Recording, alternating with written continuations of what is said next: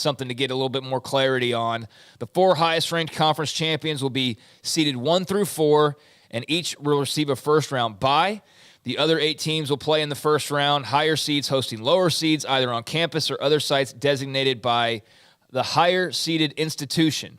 So you'd have number 12 at number 5, number 11 at number 6, and so on down the line. Again, the model allows first-round games played on either the second or third weekend in December in a way that best accommodates the format and participating teams, with at least 12 days between the conference title game and first-round games.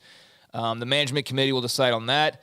Subject to reaching agreement with bowls, the 4 quarterfinal games and 2 playoff semifinals will be played in bowls on a rotating basis.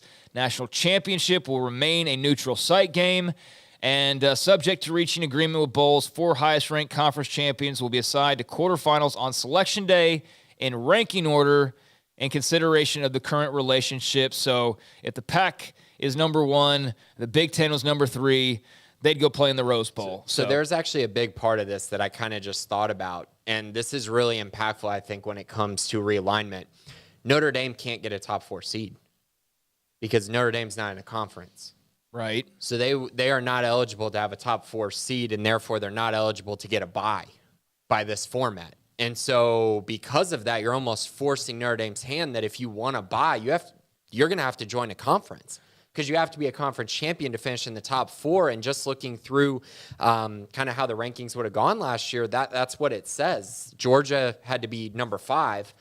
Because Baylor won the Big 12. So Baylor got the 4 seed, even though they were ranked, I believe, 7th at the time. I think that's actually pretty big news that if it is going according to how it was, then you're basically forcing Notre Dame to have to make a huge decision here in whether they want to just gamble the fact that they're going to win multiple games in the college football playoff, or they join a conference and actually get a chance to be inside the top 4. I think that could be a huge storyline out of this. Yeah, I'm looking to see how much of that chatter is already out there, and I do see several comments about Notre Dame already, and I'm seeing Nicole Auerbach's tweet again. The 4 highest-ranked conference champions, will be seeded 1 through 4. Each will receive a first-round bye. Other 8 will play in first round with higher seeds hosting lower seeds on campus or at designated sites for the higher seeds. So, on paper, you're not in a conference. You're not a highest-ranked conference champion. Is Kevin Warren this much of a genius? Did he have this set up all the way down the line? I'm just thinking dude, about it's so. it. Wow. I mean, I'm not we've had too many instances over the years where I don't fawn over people anymore. I really respect Dave Aranda, but I'm not going to hero worship the guy. I think everybody in college football has had that hero worship at some point that inevitably blows up in your face, and you're like, oh yeah, these are just regular human beings as well. You know what I mean?